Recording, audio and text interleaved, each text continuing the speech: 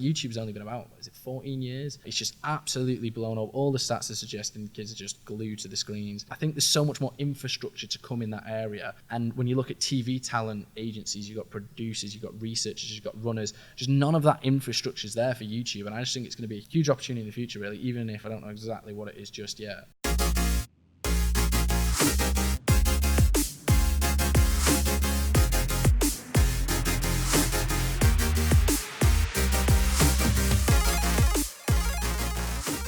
Okay, welcome back to Goat Pods with Zac and Jay from the Zac and Jay Show. It's great to have you here. Great to have you here. One of the first influencers to come on the show since we've rebranded and redone it and started shooting it with video. So we've had Hobby Stewart, we had Harry Lee from the good old Snapchat days, all sorts of different people. But actually, in the last, 8 weeks, really it's been business people and people in media. First influencers back on the show. Nice. Thanks for having us. It's an honour. 3 cameras, so intense. It's been a pretty mental year. Yeah. It's gone from I nothing tend to agree. It's like absolutely crazy. Yeah. And viral has been the reason for it, but actual genuine viral videos, which is the secret sauce that every single brand wants to get involved in. Mm-hmm. And actually it's the science behind viral that is interesting to everybody. What's the moment that it all changed for you guys? Because you kind of set out to do this rather than some people just set out to have fun and then it happens, but you guys actually scientifically kind of went about it. Do you want to say it now? Yeah, what moment was it? I'm not too sure, to be honest. So, right, our strategy... 5-6 months deep. Yeah, oh, right. So, in fact, I know exactly what moment it was. Yeah. So the exact... Right, so, but what I was going to say, for context-wise is, we went into this kind of already full-time... We were full-time a month before even setting up the channel. Zac was running his own personal channel and kind of had proved it was doable with just sneaking in stuff. And I was running a different business. So when we got together, it was strictly kind of, let's grow this, let's make it a business, let's make enough money to sustain ourselves and make hopefully a shitload of money down the line. And you were friends before? Yeah. So we met at university 6 years ago. So the first year of uni, we were on the same course. And kind of always vibed quite well together, didn't we? But never really got involved with the same project. He was running Helpful Water Co., which was a sustainable alternative to plastic bottled water. Not as sexy as being a YouTuber. Nah. Yeah. Well, I mean, Jaden Smith's doing it now. Yeah, that's true. I could have made it sexy. But he's probably more well known for his movies. Yeah. But his water benches.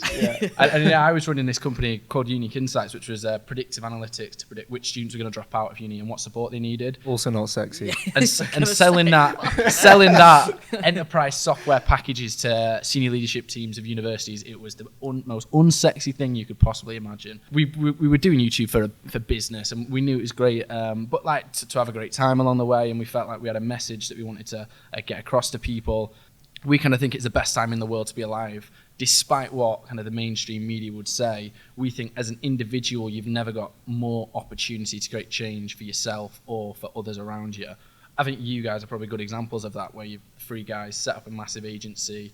I just think you don't really need permission anymore. You can connect with anyone, you can create your own opportunities, and you can do really big things when previously it would have been a lot harder to do that. And that's kind of the message that we're trying to spread through our YouTube videos.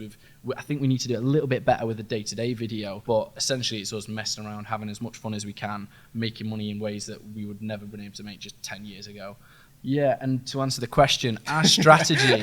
It's been lovely having you on. Yeah, thank you, yeah. Well, we got into the business side, so I was like, right, well, we're already this far. But yeah, so our strategy was to always post regular content that people absolutely love to build like a core audience, and then have like viral friendly ideas that we would constantly be working on. So we were always working on like one viral friendly idea. Yeah. Most of them don't work, but we do know like some of them will work. And about 6 months in, we'd had 50,000 subscribers. We were about 10 grand down each of our savings. We probably had about 2 or 3 months left, didn't we? I had one. Yeah. You didn't have that much left. No plan. Yeah, one and no plan. And then one of the viral ideas, we kind of lost a bit of hope. So we thought a good few of them were going to go viral, and they didn't. So we were like, oh, is it gonna happen? And then luckily we did this thing where I saw it was London Fashion Week on Wednesday, and it was on the Friday that we did it. We rang up our friend and said, right, London Fashion Week's coming up. Can we dress you up in absolute crap and persuade the paparazzis, the high-end fashion people, that you are meant to be there and you look amazing? And we really, we pushed the boat on this one. He had Amazon packaging around his neck. He had his mum's rug on around his top. Zach accidentally spent the night in a cell once with the police, and he got these free like police pumps. We put them on him, so he had like the wackiest outfit imaginable, and it went super viral. I think it's on like 13.5 million views. It was on the front page of Reddit for a good few days, and it took our channel from like 50,000 to 200,000 subscribers in like 3-4 days. And yeah, we got paid quite nicely from that, and then quite nicely from a brand deal after that. And that was like the defining moment of like, oh shit, we've kind of done it. Like we're not on the ropes massively anymore. So that was probably the defining moment. But why? Sorry about that. We'll be more direct to the answers. No, it's fantastic. What sparked the whole reason for creating viral videos? Because obviously lots of people create challenge videos. They've gone down specific niches. You've got beauty influencers. You've got sport guys. But viral was always based on Facebook. That was where you saw the viral guys, and then it did move to Instagram a bit. But we've never really seen viral hits on YouTube on a sort of conveyor belt system. Sometimes someone might have a viral hit, but they haven't made their trade from being viral. What was the thinking behind that? Or just because you're boring bastards and went, we're going to have to make ourselves interesting in some way? No, I think the thinking behind it is that it's so hard to grow on YouTube now. That's what I found. Like the first 1,000 subscribers is dead hard, and then like it gets a little easier as you grow. But I think just getting momentum now on YouTube is pretty difficult. So in terms of like notching up a big chunk at one time, like that's why we kind of made it our strategy really. And plus like viral videos, they're viral for a reason, because they're either mad or like we like orchestrating like big ideas. So that's what kind of excites us. So I guess that's why we kind of like focus on them, I guess. And it was a strategy. That's something you actually went out your way to do. Yeah, I mean, like I said when I started my personal channel, I never really saw myself like, because some people build up like a real kind of community over like 4 or 5 years, and I just wanted it like now. It was kind of that impatience. I wanted like followers now. I wanted to like go full time with it like as quick as possible, and the way to do that was to I'd seen it happen in the past with like Nightscape and stuff like that, and I was like, that's all I need. Like that is so close, but it's just obviously so far. So like that's how my personal channel came like about, and that's how I got like kind of the first bit of momentum on there. So yeah, that was always kind of the strategy, to just impatience, I guess. But I think as well, like one thing that we noticed about virality side of things. So Nightscape's another YouTuber who does a lot of rooftoping,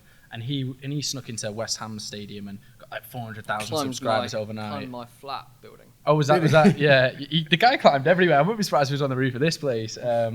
But yeah, so he went super viral on that. But one thing we found from analysing other YouTubers, and Zach's personal channel was kind of getting a bit dangerously close to this, was just if you just hammer home one viral concept and keep going, people are expecting you to always up that. And if you're doing, and usually with the viral content, it's quite risky. I think anyone can go viral if they ran down the street in Oxford Street with just no clothes on. Like that could go viral, but it's not really going to build an audience. And it's definitely not sustainable if you keep having to outdo yourself. So that's why we did the core content this weekly that people love, and do the viral bangers to help us grow. But we don't kind of base ourselves just off the viral bangers, because it's not sustainable.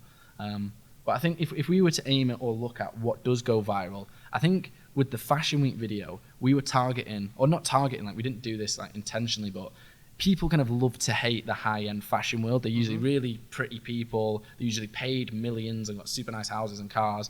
And do they really do anything? I don't know. People would probably love to say no. And that's kind of what I think we exposed in that video, and kind of was the message behind that video without us really meaning to. Because so many of the comments were just like, ha ha ha, I knew this would be the case. High-end fashion. They know nothing. Is spoofed. Yeah, they know nothing. So I think we really made people like feel something that they already felt and brought that out of them, and there was a real kind of emotional intensity behind that, especially with like what Max did, who was dressed up as the model who wore all the crap. He really showed a lot of balls just walking through like this super high-end fashion street. I think it shows that confidence can get you a long way. Yeah, right? and I think when people see you super nervous doing something crazy, they really kind of run their edge of the seats. And I think that's what Zach got really well with, like the sneaking in behind Conor McGregor and stuff. It was like they really felt that emotional intensity around being there in the moment and feeling that fear. And I think emotional intensity does really well for virality, and I think have some sort of message that people like to get behind does as well. So the time that the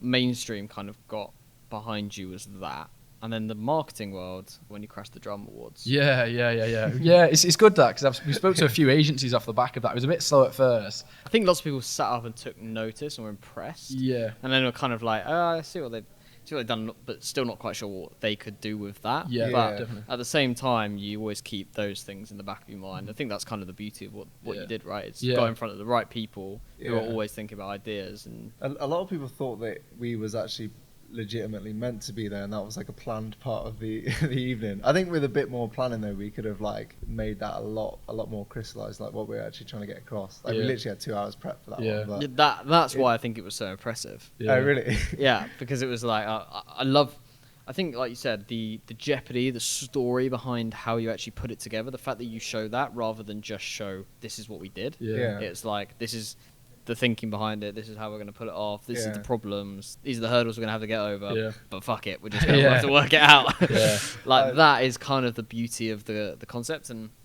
the Drum Awards was just such a great example of that, where you're like, we need a suit, and we're going to need to get through this, so we're going to get a ticket, like people are going to check it, like we've got no idea, but we're just going to have to turn up and see. And that was a fantastic eye-opener for the marketing world to be able to see you guys. I think for us, like we went super viral online, and we felt there were so many brand opportunities off the back of that video. So you kind of seen it with Alex from Glasto. He did a verse on Glastonbury, went super viral on Twitter, and it was very publicly viral. It went back, like Piers Morgan interviewed him, but we went super viral online with 13.5 million views, and we had like 77 million reads in China on was it Weibo? So everyone was talking about it, and so many people saw it, and no brands really got in touch with us off the back. No one, Boohoo Man never got in touch with Max Fosh and signed him as an agent and did his own line. Primark never got in touch for wearing our gear and really showing how amazing it was. Like, I just felt there were so many opportunities for brands to get involved off the back of that virality,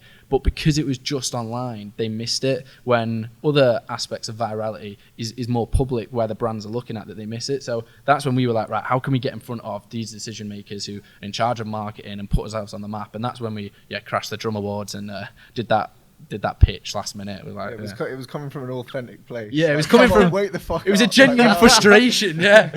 Yeah, haven't you seen what we're doing? Yeah, no, come on. Put ourselves out here. Yeah, come on, we'll do anything. In terms of your future brand and future opportunity, that's an amazing event to crash, and you've done the Conor McGregor stuff. Like, what's the ideal event that you'd like to crash? What's the best? What makes a great event to crash? Like what? Like celeb, like I think the reason why people love those videos is, again, like the whole Jeopardy side. People like put themselves in your shoes, especially when it's like a first-hand account of like what's happening. But I think like as well, it's the unknown. It's like the kind of high-end little parts of the world that you never get to see. The inner circles. Like the inner circles that you just have no kind of like. What am I doing there? Like, I'm a fucking idiot. I think people like seeing that, and like the obviously the sarcastic kind of commentary reflecting on that is like, just shows how it's all kind of like bullshitty, and everyone there's there just because they have to be, and that kind of stuff. So we haven't really cracked Hollywood. Quite like the idea of going to some like bougie Hollywood events, whether that's some like big red carpet event. Yeah, either some big red carpet event or like some like Beverly Hills mansion party. That'd be like a behind the scenes secret party that happens all the time. That'd be cool. Yeah, just like really peeling back the underworld for the super rich, wealthy. Do you think it helps that you're super British?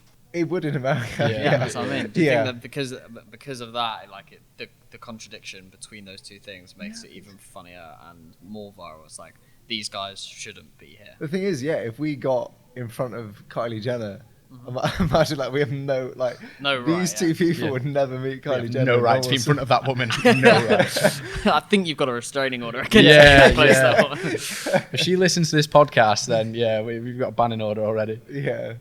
But no, I think we've seen that with the wireless video. We were like so close to getting in front of Drake, and that whole kind of like world is. I mean, we've done big UK festivals. We've like kind of been in the same room as like some huge sporting names and all that stuff, but no one had the level of security that like Drake had. Like, he had his own section in the back of like an already backstage area. There was big names that couldn't even get in, and then it was like me and him. We had found the wristbands, and somehow we were allowed in, and even like the security guards were like, all right, you got the bands, but what the fuck are they doing here? So I think like that kind of whole American British clash would be quite beautiful to see. Let's rewind it right the way back to kind of pre-YouTube, pre-uni, like, or maybe it started at uni. But what was the first time that you thought making videos in general was something you're interested in, editing and building the videos? Was it something you were interested in as a kid, or is it something that kind of was harvested pre-university? For me, 100%. Like I always made videos of like me and my mates fucking around on like BMX bikes and stuff like that. Again, the whole like kind of didn't really know YouTube was a viable career path. Like, and I remember when I realised that I was like a proper OG YouTube boy. Yep. Literally just sit there and watch videos for hours, and then like I think I was a bit embarrassed with wanting to admit that like I wanted to do that as a job, and it was like the OG YouTube lot who all kind of just blew up, and then I realised, now like they're making a living off this, like that is their job. That was towards the end of school. I went into like sixth form. Again, like my dad ran his own company, so I wanted to do like something business orientated. But again, never really let the whole video kind of stuff go. Went into uni, into like a business degree, because again, I just like wanted to know how to run my own company or whatever it was, and I'd figure out what that thing was while at uni, and then kind of set up a company during uni, and then got fucked over in the last year. Had half the money like stolen, so that kind of forced me. That sounds like a great story. It was. Oh yeah. So do you want to go into that? Yeah, definitely. Anybody who gets fucked over and half their money gets stolen, that's a fantastic story. I mean, so we like, again, the Help for Water company, we were trying to like launch a sustainable alternative to this stuff, which is terrible for the environment, by the way, Harry. Yeah. Well, look, if only there was a company based out of a university that could help me. Yeah. So I mean, that was the focus. We wanted to like sell to festivals and kind of companies with green initiatives. So we had no money, and then we managed to get we won a grant from the university, which gave us like enough money to eventually like launch the company and like buy the first chunk of water. And then it was literally probably... Is that how you buy water, in chunks? Yeah, it was a big chunk. About 1,000 You've got to buy it in ice form, then you melt it, and then you have all the...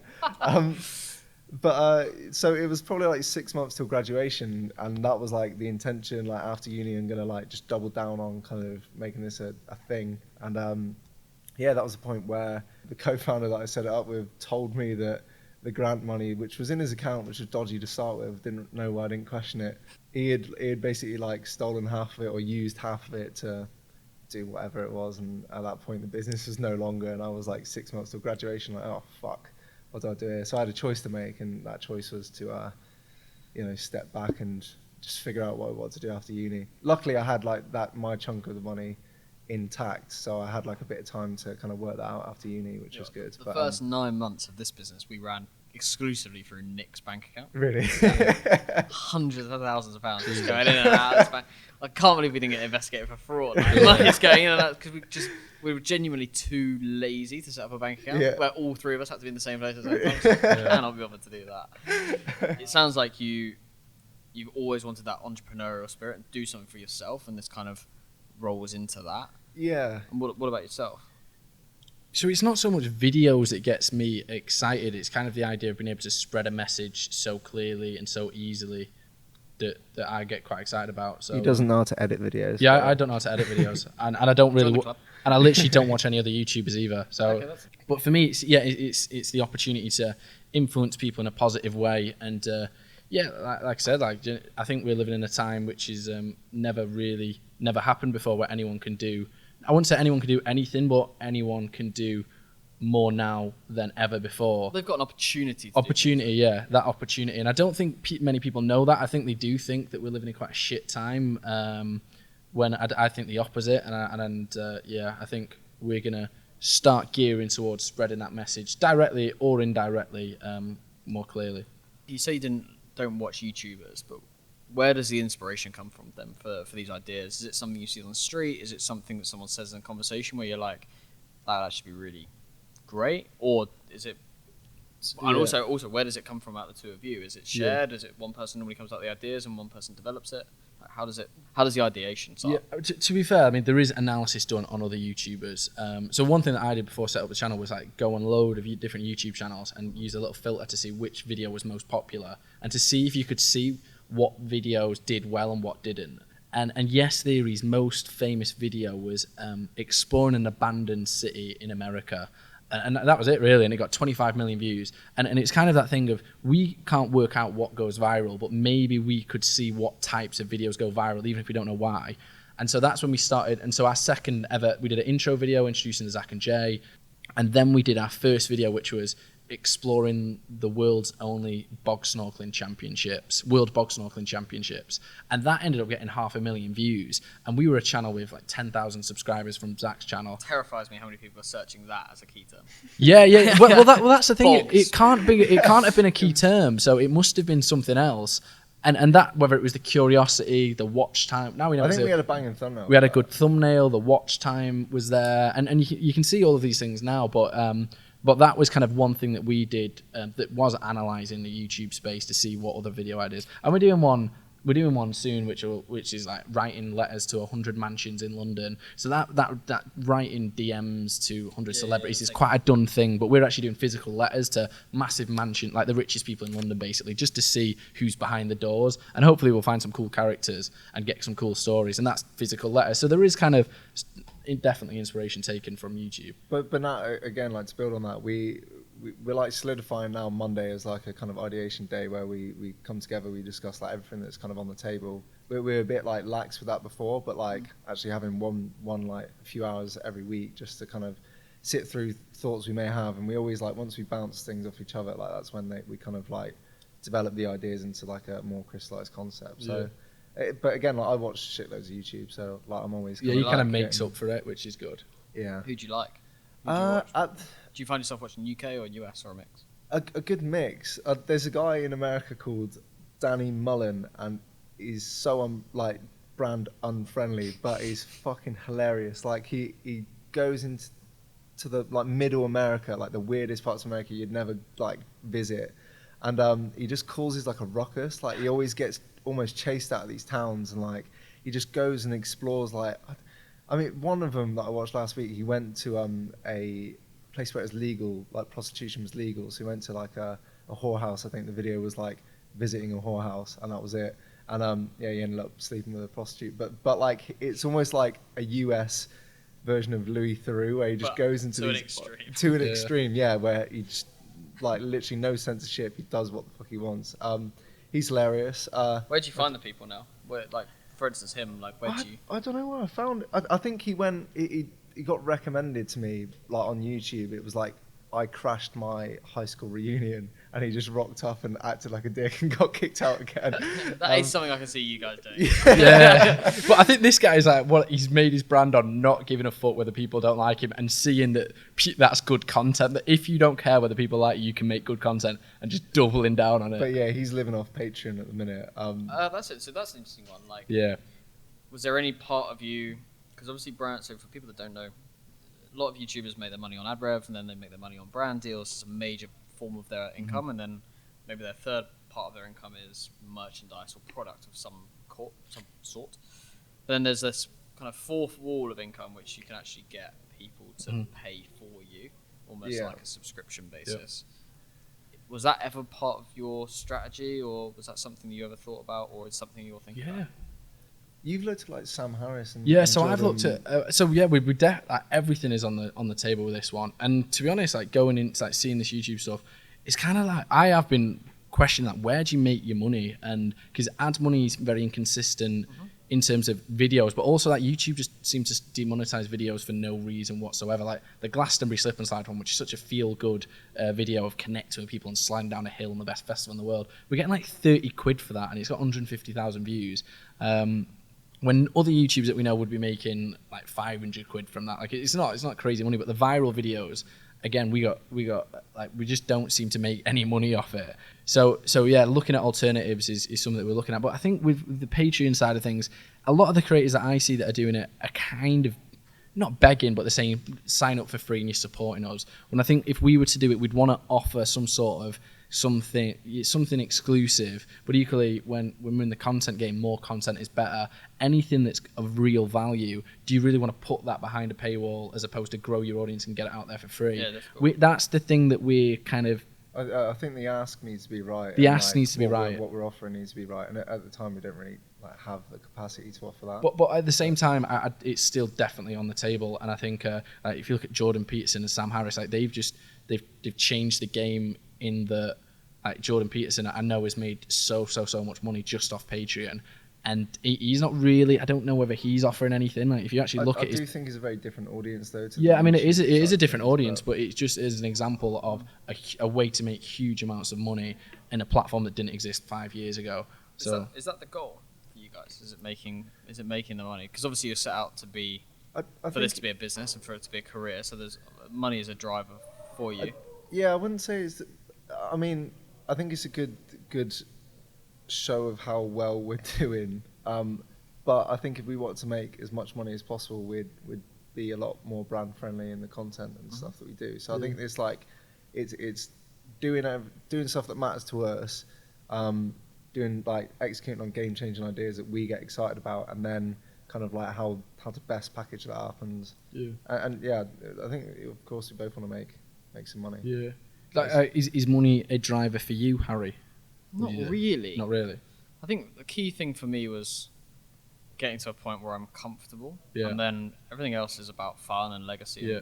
Genuinely, reputation for us is a big thing. Yeah. How can we grow our industry reputation with the influencer space? That was number one. Then it's the marketing space, and then beyond that, it's the kind of the world. And how can we make a genuine impact on the world? For us, it's not necessarily ethically. It's actually how can we change how advertising works in the whole planet, because we think it's fundamentally flawed.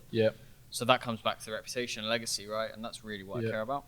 I think that's pretty similar of us, really. We're more focused on making a big impact and changing the game and changing how YouTubers look at how they can operate and just doing things differently. And I think if we want to make a huge impact with huge viral ideas and cool entrepreneurial endeavors that we do off our platform that no one's done before, and create ways of monetization because we've got this unique way of working with a platform like Patreon because of this exclusive content that we've come up with, that will be rewarded with a lot of money, but it's not the driver as number one. So it's like most entrepreneurs, really, isn't I suppose so. So you're very much seeing this as an entrepreneurship journey. And I mean, I've got 2 of the coins sat behind my desk. That you sent out for people who are basically in the 100k club. Congratulations. Welcome to the club. Thanks, man. I actually got 2, so... all right. Gold standard. Remember. So, and that was an innovative way. I kind of collect YouTuber merch and YouTuber books are behind my desk because I think it's quite nice timestamps for me to see when people bring certain things out. So on the right hand side, I've got Drum Award over there. Award, social media agency of the year, mate. And then the YouTube book, which is written by Chris Stoker Walker, which is all about actually the business behind YouTube. It's quite interesting. Yeah, I saw that. But then, that is very different, your product. And that's why I bought it, genuinely, because I'm like, well, I want to support the guys. But 2, actually, I think that's a really different piece of merchandise, and it feels quite special. Definitely. Cool. That's good to hear. And it feels like you're part of the journey, which I suppose was the whole point of it anyway. I mean, so that's probably a good example of something that made us so we actually ended up releasing it 300,000 subscribers, but we had the idea at around 30,000 subscribers, and it's because we had so many people. We had about 30,000 people tuning every week for our videos, and they all said, "Oh my god, you guys are gonna be massive! Oh my god, can't wait to prove that we were here from day one." So we here before 100k was the most commented thing. So we wanted to come up with something that they could show that they owned that represented that feeling of excitement and being there for this milestone. We ended up hitting it, and then going past miles because the social blade stats, it was 40,000 subscribers in one day, and we got to 200,000 subscribers in a few days. So we actually missed it, but the products were already ordered. But it was a cool thing that we felt summed up a nice thing for our audience and made us more money than any other type of merch would do at that level. So how many did you sell? So we sold out of them. All 1,000, and they were. There was a minus a few defect ones. Yeah, minus a few defect that we didn't send out. Those are the ones that got sent to me. Oh really? No, shit. They're good. Yeah, we had a strict quality control by me. In the kitchen. Yeah, in the kitchen. But so we sold out of them. I think it was 3 weeks, wasn't it? It wasn't like an instantaneous, but we went into ordering them like if we can move 1,000, like that'd be fucking impressive. Like I'll be buzzing with that. Anything over like 500, I was like proper over the moon with. So they did well. So I'm very happy. In the old days of YouTube and when it was starting up, YouTube used to fund channels. I'm not sure if they still do. They probably still do in some way, especially when there's sort of brand-backed channels. They might put some money in. But I know Cop90 got started off the back of a grant, effectively, from YouTube. Right. If someone gave you a grant now for £1 million to say, we're going to support you to grow your channel. I know Adobe do this in the States where they back creators. They're going to do their own thing, like pay them a salary of $50K a year to basically just do what they want. Yeah. What would you do with £1 million? Hire an editor full time. So you can just be a feet. Maybe a few. Yeah. And then spend the rest of it on a fucking great holiday. Yeah, pretty much. No, for me, like, would you build a team? Like that's kind of the question, really. Yeah. Would you build a team? Yeah, definitely. Or would you look to invest in the product, which is the videos? I mean, I think building a team is investing in the product in the sense like I think the biggest pinch point for us at the minute, like time wise, is the editing, and I like take 2 to 3 days every week, solid days where I can't really do anything else on just finishing the video like for the week. So if I can we want to get to the point where we're almost like replaceable in that instance, and we are like coming up with the ideas and then filming the ideas essentially. I think there's much like we're not spending half as anywhere near enough time just thinking of the viral ideas, which is what is essential for putting us out there and growing the channel massively.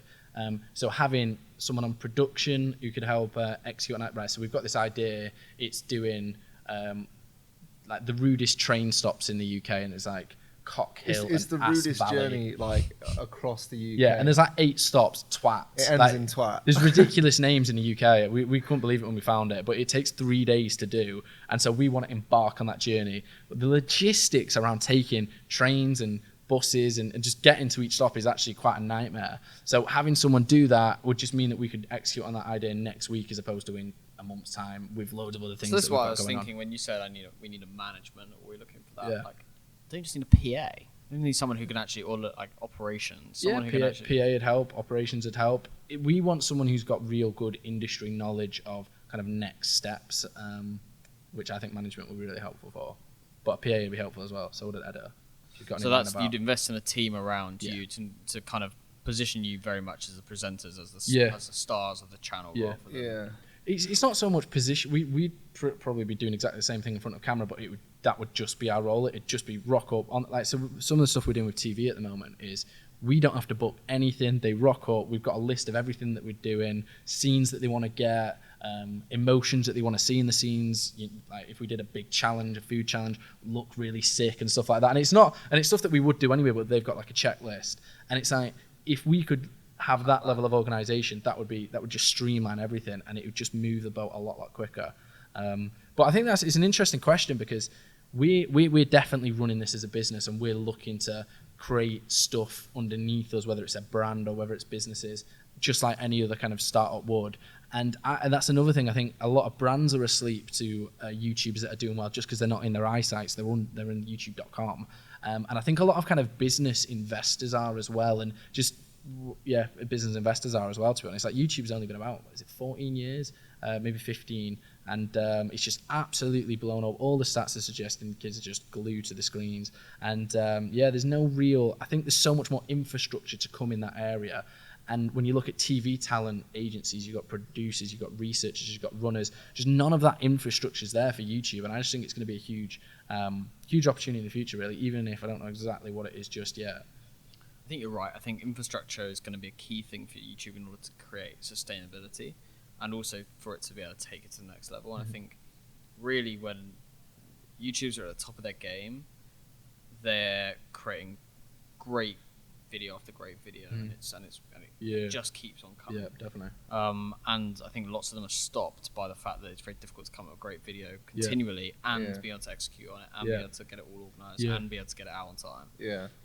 Because that's the thing with us. It's not the ideas that we're lacking on. We're really strong on the ideas. It's the execution side of things. And again, with our strategy, the only difficulty is we're posting a video every single week, which is half of Zac's time, if not more, on just getting that video out. And they're not really like the viral ones, they're like the friendly ones. Like 150,000 views out of 325,000 subscribers isn't growing the channel massively, but it is enhancing our brand. People love it. It's kind of why we're there. But if we were just pumping out, instead of once every 12 weeks doing a viral video, we were doing it once every 3 weeks, and that would make all the difference. And yeah, it's just our time and money resources which is restricting that, really. I think yesterday we've done like a very good job in building out that team, and I don't know how many people they have on board now, but like I met them when they were like at 200,000 subscribers, like struggling. Kind of there was 4 of them at the time, and they had all these big plans. And now to see them like in the past probably year, that's all come together. And now that every single week's just a banging video, and I think that's like kind of a good place to set the bar. Yeah, really. I think the only little question in my mind is why it's not an exciting investment opportunity is like what's the exit strategy? What can you sell? That's the only thing that I'm not too sure. So that's kind of what we've always thought about in terms of how can we create more and more content so it's basically like a TV channel. Yeah. So it has like T-Series on YouTube, the one that's soared to the most subscribed. Like they're basically using it as a TV channel. Like they upload like 12 videos a day. Yeah. So you literally, if you want to watch those types of videos, then you can watch a shitload of new stuff every single day. If someone like yourselves could create or post 3 videos a day, and not all of them needed to be you, and you create a brand where that's the new channel 4, then that has a huge amount of value. Yeah. Because then you're just the host. You're the ITV2, and then you have your headline show, your X Factors, your Love Island, things like that, which is you guys. Because people tune in, they come in, but also they're going to get introduced to all these different like sub acts. Yeah. That's quite an interesting model for us. How can you build channels that are actually like proper channels? Yeah. That have a huge amount of variety and different types of people tune into different types of content. So why would you say that's of more value than kind of, let's say you signed 10 different creators and they were on different channels? With that, you're at the mercy of different creators, and also your value is locked into those people, not necessarily the audience, because you're at the mercy of that person wanting to do what you want to do. Right. And also you can't scale it up and down as well, because you're just doing loads of talent deals rather than owning the IP of one channel. Like the fact that Channel 4 is more valuable than necessarily the show that's on it. Yeah. It's a weird one. It's a long way away.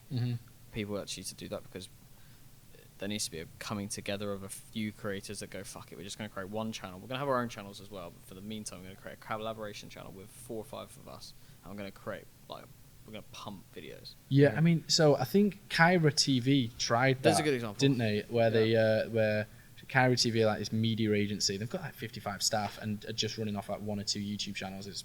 I still don't know how they do it, but they're charging. So that's the other thing is TV channels.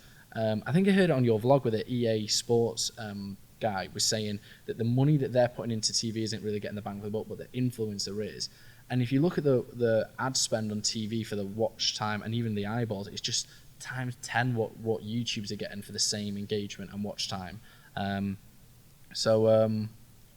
the fuck was the point there? So spend money with us. What was the point there? Anyway, yeah, that's just it's gone. But yeah, I mean, Kyra TV tried that, didn't they? Where they had loads of different channels on under one YouTube Vice platform. tried it, right? Yeah, they did as well. Yeah, they're another example. It's something that has been tried before. I just think that hasn't quite been executed. I mean, I think for them, the viewers kind of wanted to be on one. I don't know whether it's just this is the YouTube way, but the viewers wanted kind of one thing from one channel. I don't know. Yeah, I've not really looked in. That's true, and I think that's why it's got to change. Yeah. If the science behind going viral or being successful on YouTube is really interesting, but you only get one hit, one upload, one thumbnail, one title, one description, one set of tags. What's the one feature you'd change or add to YouTube to help the science of going viral easier? Because I talked to a few of the top YouTubers in the UK, and they were saying they were having conversations with YouTube about potentially having an A/B test thumbnail system coming out. Amazing! Wow, God, that'd be amazing. Yeah, that would be incredible. So you could upload 3 thumbnails, and then it would tell you which one performs best, and it would only serve the best one. like titles as well. That'd be great. Yeah, so apparently they're bringing that out for thumbnails in the next 12 months. Really? Yeah. Alright, is there anyone that you know at YouTube that we could have a chat with? What would you want to talk to them about? Just anything. Because we like, so I feel like YouTube's got such like a block wall between creators, and we don't know what goes viral, what doesn't go viral. How they pick. Watch time, trending pages, just anything really, and it's just like having an open door to them would be useful. So. Yeah, no, for sure. Yes. For sure. Yeah, we've dealt with them in a few different guises. We've dealt with them as like a partner on another project. We've dealt with them with talent because we look after Nico Rosberg, so all of his YouTube channel we run. Right. So in terms of talent, they're pretty open to us. But they're quite a closed book. I think you're right. And they're also not going to tell you that much. Yeah. Like, nothing that you don't know already. Yeah. And also, you've got to understand that people working at YouTube aren't necessarily smarter than the guys killing it on YouTube. Yeah. Just because they're just because they're employed by the company doesn't mean they know more about the fucking algorithm or how the thumbnails work or what's best. Yeah. At the very least, we can tell them to stop demonetizing our videos before they're even live. Yeah, look, and it shouldn't be demonetized as well. Then they manually say it's fine after it's been up for 2 days and we've got all the views.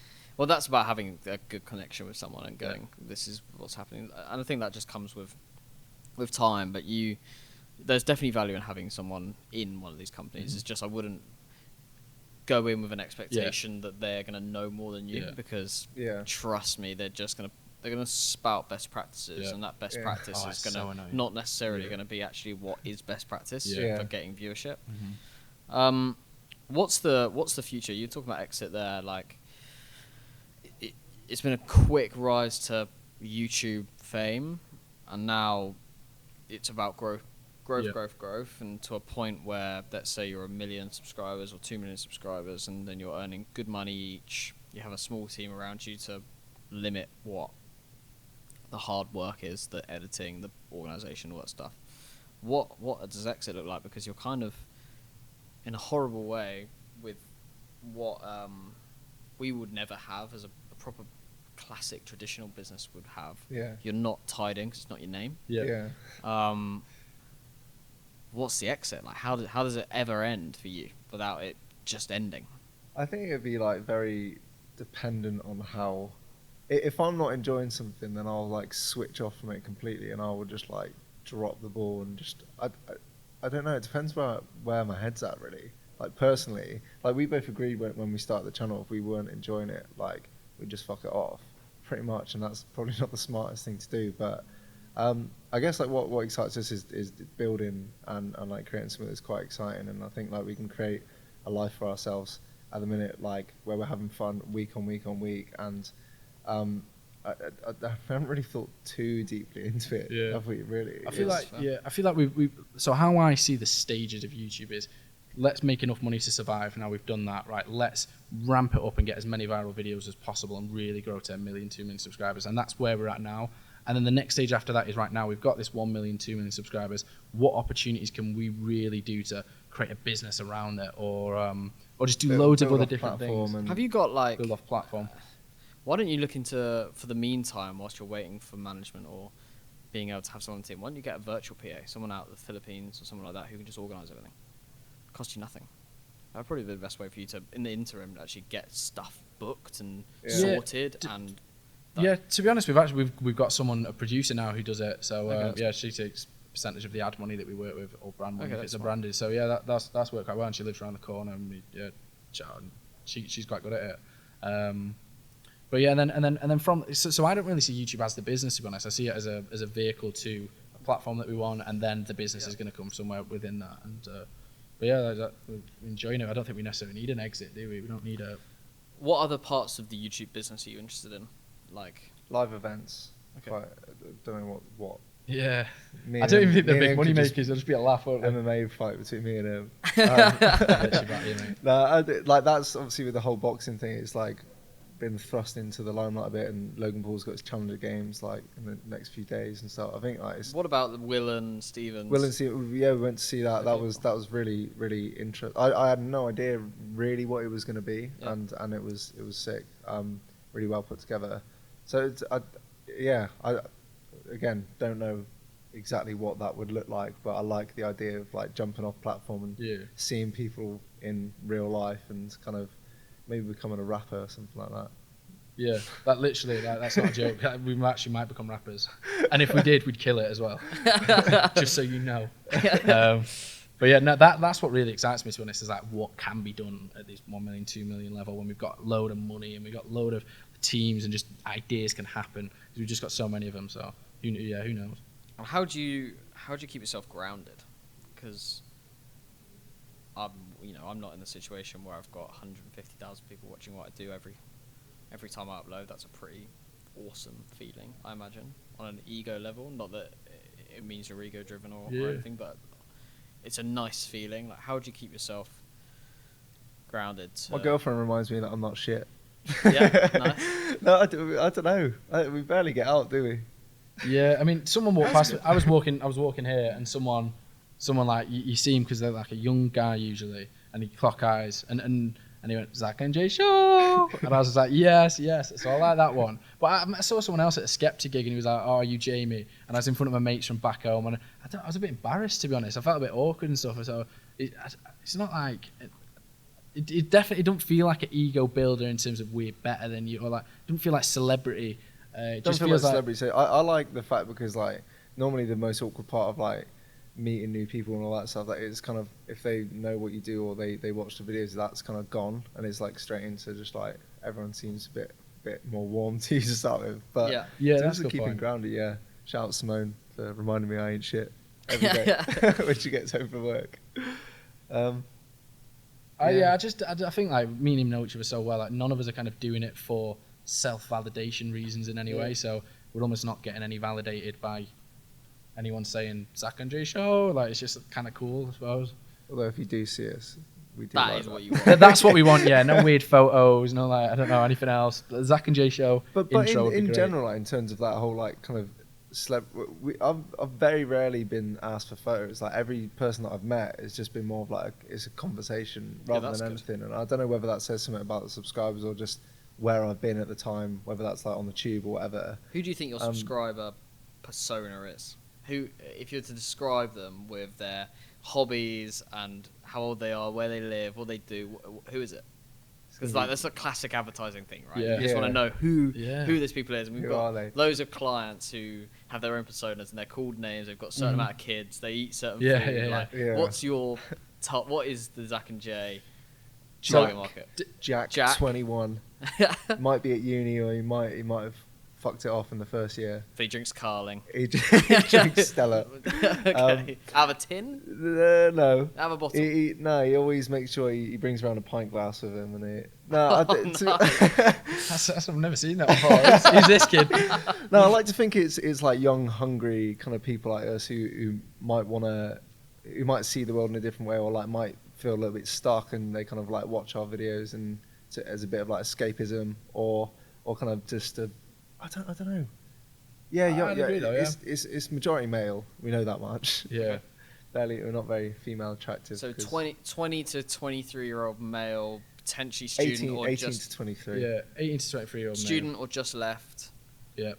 And I think they're looking out into the world, and kind of especially into the internet, for like what to do, and what to do really, whether it's in real life. Looking at you. But it's not so much career wise, but it's like what they want, how they want to live life and stuff. And, inspiration. And we're having fun. We're having fun. Yeah, but I mean, we get a lot of messages. I get a lot of messages. Don't know about you. I don't know what they are. Saying like kind of, they just want to go for a pint with us and stuff like that. Nice. And like their group of friends might not be, I don't know whether they're from like a small town or whatever. They might not be like kind of wanting to go do mad shit all the time. And like one of the top rated comments on the Glastonbury was, God, I just wish I was friends with Zac and Jay. And the other one was, oh my God, can't believe I missed this while I was at Glastonbury. And I think that kind of shit, like people just kind of want to be along for the ride, really. Yeah, along for the ride. Why don't you set up? Why don't you hire a pub for a night and just allow everyone to? Funny just you say that. Yeah.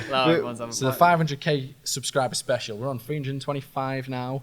The 500k, we're looking to a live event somewhere in London. It'll be a laugh.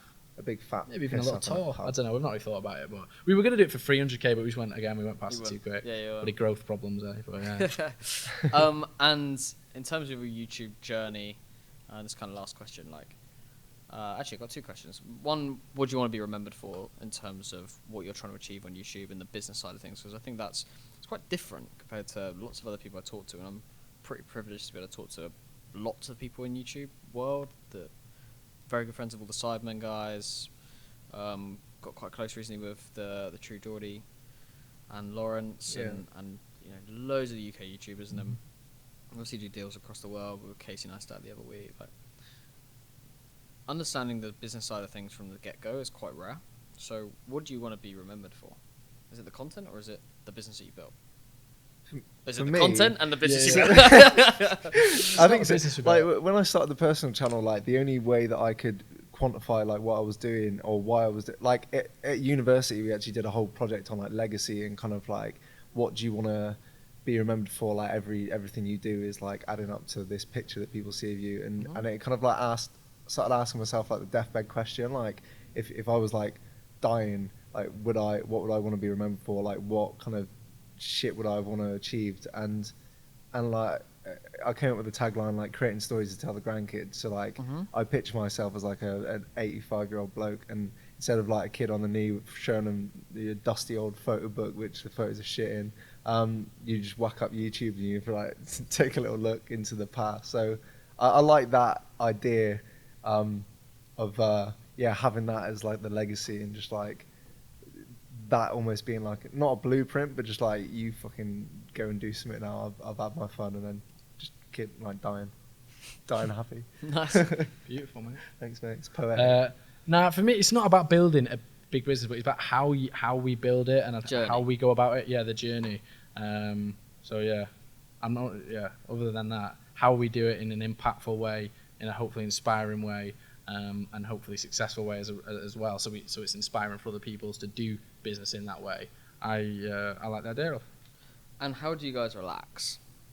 How do you guys actually like clock off and you spend so long in front of a computer editing and doing those sort of things? Like, I feel like I've got a clearer one, which is jiu-jitsu. Like, I go like 2 or 3 times a week. I've not been going actually for a little while, but jiu-jitsu I just absolutely love, and it starts at 7. Turn my phone off beforehand, don't turn it on again, and just get absolutely lost in it and leave sweaty, dripping with sweat.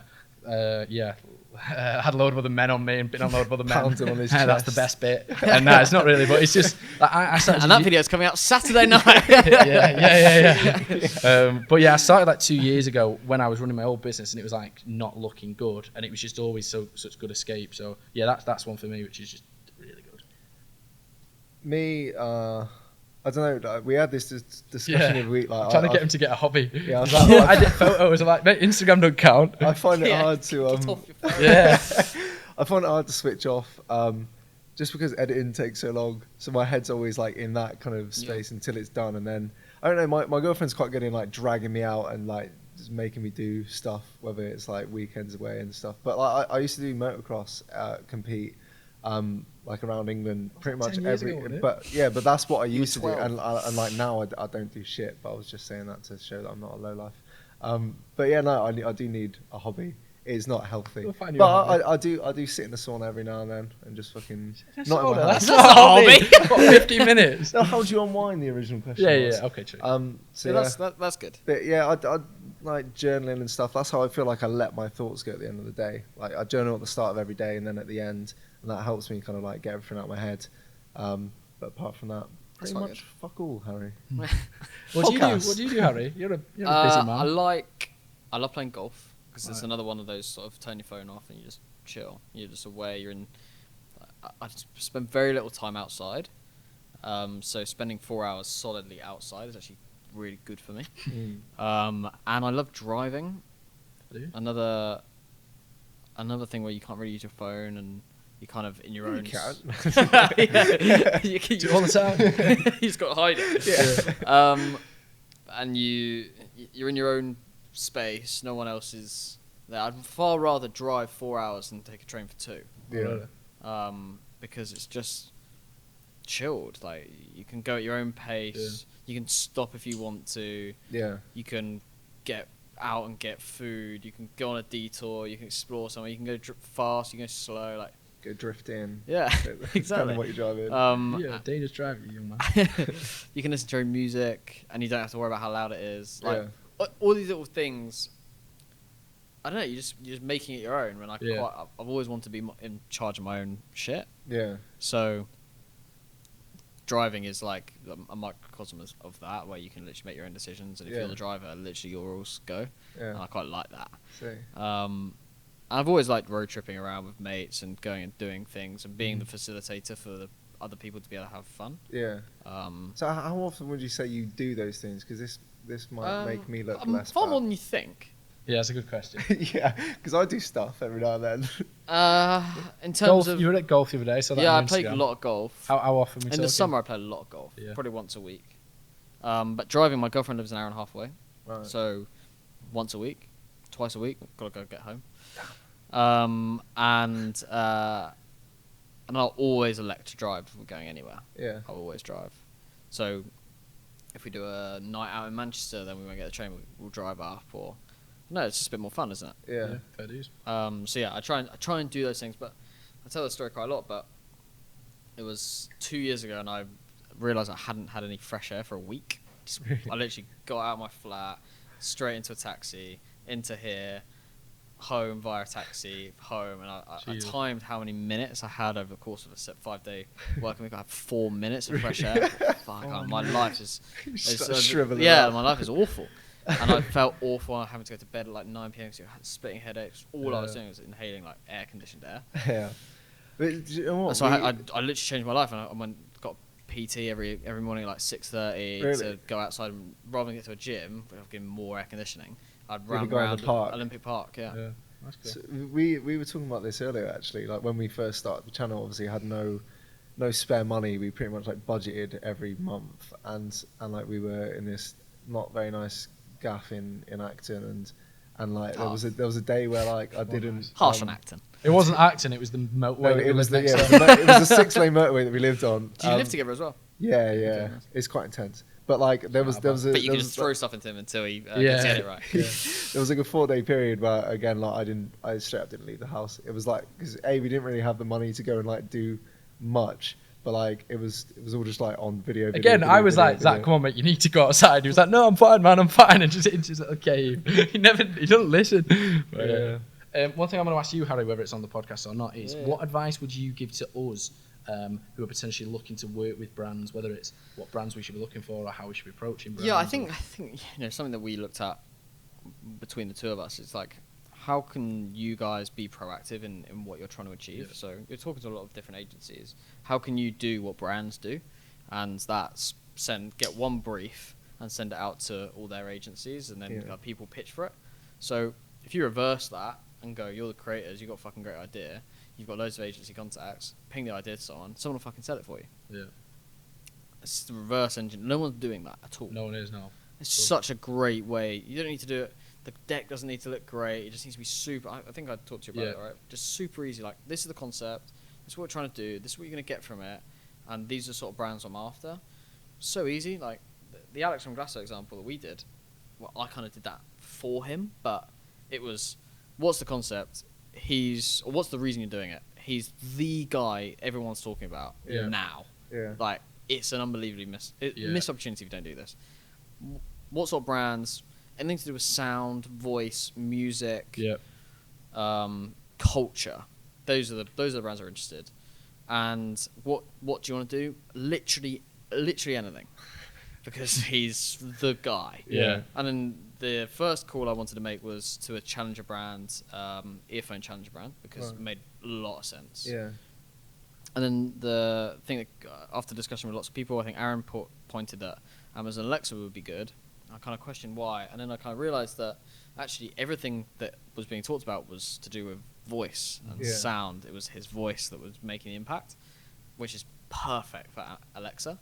And then we obviously got the Amazon Alexa deal literally that afternoon, and he came. That was on the Monday. He followed me, and I sorted that, and he came in on the Wednesday. We shot it, and we released it on the Wednesday night, and it got 1.5 million organic views. So is that like a process that you would do? Do you do that often, or is it just when there's these crazy opportunities that you spot? Crazy opportunities, they're the best way to do it. But it's because no one else is no one your side is pitching to us. Yeah. Going, we've got these ideas. What do you want to do? I have a good relationship with a few of the big YouTubers in the UK who sporadically tell me what they want to do. Yeah. But if they formatted that and sent it to me and went, this is the situation, make the use of the fact that I pay 9 people around the world just for sales to talk to brands. Yeah. And if you times that by 15 agencies that you could ping it to as mates or connections, you've got a fuckload of people. Yeah. You've got 135 people selling your brand for free. Yeah. That's brilliant. Some I good pay advice, those mate. fuckers, but you can get them for free. We don't, yeah. So- so let's use them. So how can you reverse the whole environment you're living in, which is a brand environment, which agencies will always sit in the middle of? Yeah. You know, that's the game, Yeah. and no one else is playing the game. So that would be my advice. And I've told it to a few of you, they've just not done it. Yeah. But you guys are coming up. You say you've got the ideas, Yeah. and the thing that's stopping you is facilitation, the budget, whatever. Like, Yeah. we're the key to that. Yeah. The agencies like us are the key. Yeah. The brand is the key. They are facilitators in what you're trying to achieve, be it organizational, because we do all that. Yeah. The money that will come from the brand, and actually maybe even fine tuning some of the ideas to make it bigger and better and cooler. Yeah. That's also going to come from agency and brand, or just discussions across all three. Yeah. So if we How did a do you little put- pitch now on here, do you reckon there'd be people listening who would maybe move an idea forward? Yeah, potentially. Right, so we've got this idea, ladies and gentlemen, Look into that one. which is the world's first tuk-tuk talk show, where we'd pick people up in Soho and we'd have a great conversation with them. It could be based around a brand, or it could just be comedy, laughs, or just general chit-chat, and we'll drop them off. It's going to connect people. It's going to have laughs. It's going to be very positive, and I think it's a great way to get a brand involved. You can integrate it on the tuk-tuk that we have very seamlessly, and opportunity for some forward-thinking Who's perfect? people. What sort of brands are perfect? What would you say? How long is it? How long would the ride be? Like, So the ride would be long enough to get some good content, so 10, 15 minutes, and we could have a good little chit-chat along the way, and it'd be the highlights of each bit. evening. How Could old do- are you two? You're 24. Yeah, they're always So having the alcohol Yeah. guys are out the window. That's what I think. As soon as you go into evening, it's going to be a load of drunk people. Isn't But it? they wouldn't have to have alcohol on them. So yeah. No. Okay. I have a thing. So 3 do a lot of stuff around connecting with people and having a yeah, laugh. I I was think thinking connectivity, mobile phone, mobile. O2. Voxy. Anything where you're connecting with people, anything that you're breaking down barriers, things like that, I think could be good for that idea. Well, look, any more of those ideas, and we're happy to facilitate. Okay, it. brilliant. Guys, it's Look been at that. it's been a pleasure. Cheers, mate. Thanks for having us. For coming on. I really, really appreciate it. Yeah, cheers, man. Thanks really for having us. interesting. The science and the business side of things is genuinely really, really fascinating, and I think that you guys are going to go a long way if you think about it like that, rather than just around the content. Because sometimes people get lost in that, Yeah. and actually it's about building the bigger picture and the strategy and understanding that other people around you can make a big impact in the content, even though you guys are the stars of it. I bloody hope you're right. Yeah, hope you're right, So yeah, mate. thank you very much. That's been the Goat Pod, and we'll see you again soon.